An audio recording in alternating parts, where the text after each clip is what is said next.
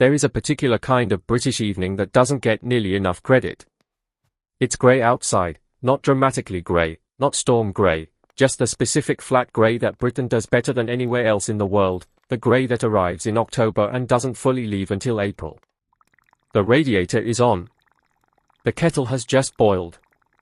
There is something on television that you've been meaning to watch, or a book you're actually in the middle of, or simply the profound luxury of nothing in particular being required of you for the next several hours.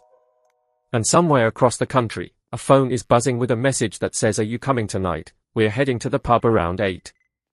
And you look at that message. And you look at your couch. And you make a decision that British culture has spent decades telling you is slightly shameful, and that psychology is increasingly telling you is one of the most sensible things a person can do. You stay in. Today we're going to talk about the psychology of people who love staying home. But we're going to do it specifically through a British lens, because the experience of being a homebody in Britain has a particular cultural texture that makes it different from anywhere else, and that texture tells us something important about why so many British people feel quietly guilty about a preference that is, at its core, completely healthy. Let's start with the cultural pressure, because in Britain it is specific and it has a name. The pub. There is no institution in British life more socially loaded than the pub. It is not merely a place to drink. It is, in the cultural imagination, the place where community happens, where belonging is demonstrated, where the social contract gets renewed over a round. Turning down the pub isn't just declining a drink. It carries a faint but real suggestion that you are not fully participating in British life. That you are, in some hard-to-articulate way, opting out. This creates a specific pressure for British people who love staying home. The pub functions as a social default in a way that has no real equivalent in most other cultures. And if your honest preference is a quiet evening in rather than 2 hours in a noisy room trying to hold a conversation at volume over background music, you've probably spent years finding acceptable reasons to decline rather than simply saying what's true, which is that you'd rather be at home. The acceptable reasons are not hard to find in Britain. The weather, obviously. The journey. Work tomorrow. A vague implication of tiredness that doesn't require further explanation. Britain is, culturally, a country that respects a good excuse. What it's less comfortable with is the direct admission that you simply prefer your own company. That feels, in British social terms, like a small confession of failure. But here is what the science says. And the science is unambiguous. Human beings vary significantly in their neurological need for external stimulation. Psychologists describe this through the concept of optimal arousal, the level of stimulation at which a person functions best and feels most like themselves. For some people, that level is high. They need the noise, the movement, the energy of other people around them. Social environments fill them up. The pub, for these people, is genuinely restorative. For others, the optimal level sits considerably lower. They reach their comfortable zone quickly and easily, and what pushes them beyond it isn't drama or crisis, it's just the sustained effort of being around people for extended periods. The social monitoring. The noise management. The constant low-level reading of a room that introversion requires even in pleasant company. For these people, home is not a retreat from life. It is the environment where their particular version of life actually works. This is not a character deficiency. It is not, as British understatement sometimes implies with a raised eyebrow, something to push through. It is a neurological reality. And for the significant portion of the British population that experiences it, having the language to understand it is not a small thing. Now let's talk about what staying home actually does, because this is where the story gets more interesting than most people expect.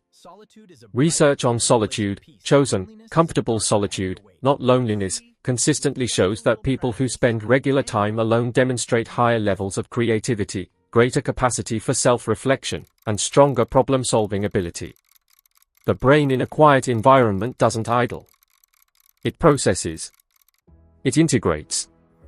It makes the connections between things that the noise of social life doesn't give it time to reach. Neuroscientists describe something called default mode network activity, the brain state when it isn't focused on a specific external task. For a long time this was thought to be the brain doing nothing. It turns out it's where some of the brain's most important work happens. Memory consolidation, creative thinking, the sense of self, the ability to understand other people's perspectives. All of it happens here, in the quiet, when the external demands stop. The implications of this for people who love staying home are significant. The evening you spend alone, without obligations, without performance, without the management that social life requires, that evening is not empty. It is, neurologically speaking, some of the most productive time your brain gets. British people who love staying home often sense this without having the vocabulary for it. There is a quality of restoration in a quiet evening that is different from anything a social evening provides. A sense of returning to yourself. Of the internal noise settling. Of being able to hear what you actually think about things, rather than what you've been saying about them. There's also the question of control, and this matters in the British context specifically. Britain is a densely populated country. The cities are loud. The transport is crowded. The social environment, particularly in urban areas, is one of near constant proximity to other people who are also trying to navigate their own needs in limited space. For people with anxiety, and anxiety in Britain is considerably more common than the national preference for stoicism tends to acknowledge, this creates a sustained background cost that most people carry without naming it. At home, that cost disappears. You set the conditions. You control the pace. The temperature, the lighting, the soundtrack, the degree of engagement with the outside world. For people who have spent the day managing an environment that doesn't quite fit their nervous system, this isn't comfort. It's something closer to necessity. And here the British relationship with the home as fortress takes on a new meaning. An Englishman's home is his castle. The phrase is ancient and it has always been understood as being about property rights. But there is a psychological dimension to it that gets less attention. The home is the place where the performance stops. Where you are not required to be any particular version of yourself. Where the door closing behind you is the most significant act of the day. Now there is an important distinction to make, because not all staying home is the same. There is the staying home that is chosen and full. The solitude that restores you, that gives you access to parts of yourself that the social world can't reach, that makes you more present and more capable when you do engage with other people. This kind of staying home has an expansive quality. You emerge from it more yourself than you went in. And then there is the staying home that has quietly become something else. The kind driven not by genuine preference but by social anxiety that has never been properly addressed. By depression that has slowly made the world feel smaller. By a habit of avoidance that started as recovery and gradually became the only thing that felt manageable. These two experiences can look identical from the outside. They can even feel similar from the inside, at least at first. The difference is in their direction of travel. Genuine solitude opens things up over time. Avoidance closes them down.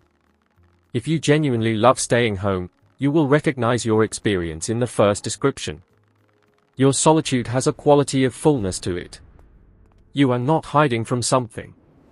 You are moving towards something, rest, creativity, peace, a version of yourself that exists when nothing is required of you. But if there is a quieter note underneath, something that sounds less like satisfaction and more like relief at not having to face something, that is worth paying attention to. Not with the British instinct to dismiss it and get on with things, but with genuine honesty. For those who truly love staying home, here is what the research consistently finds. You notice things. The particular quality of light on a winter afternoon. The small rituals that give ordinary days their texture. The tea made properly, in a mug that has somehow become the only acceptable mug, at the time of day when you most need it. The specific pleasure of a familiar chair and a good book and rain against the window and nowhere to be. Psychologists call the capacity to find genuine satisfaction in these small, immediate experiences savoring, and it is one of the most reliable predictors of lasting well-being. The people who are always on to the next thing, always optimizing, always filling the calendar, they often miss this entirely. You don't. You also tend to have a rich inner life. A capacity for sustained attention that a world of constant stimulation makes increasingly rare. The ability to stay with a thought, a book, a problem, long enough to actually get somewhere with it. Britain is a country with a long tradition of interior life. Its literature, its philosophy, its comedy, so much of it comes from people who spent significant time alone, thinking, observing, noticing things that the more socially occupied tend to miss. The nation that produced so many introverted geniuses did not do so despite its grey skies and its preference for staying in. It did so, in part, because of it. If you are someone who loves being at home, who finds that a quiet evening in your own space, on your own terms, gives you something that no social occasion quite matches, you are not failing at being British. You are, in the quietest and most honest way, continuing a very long tradition. If this felt like it was written about you, subscribe to British Mind. We do this every week. And if you want to support these deep dives, hit the join button to become a channel member. It's genuinely appreciated.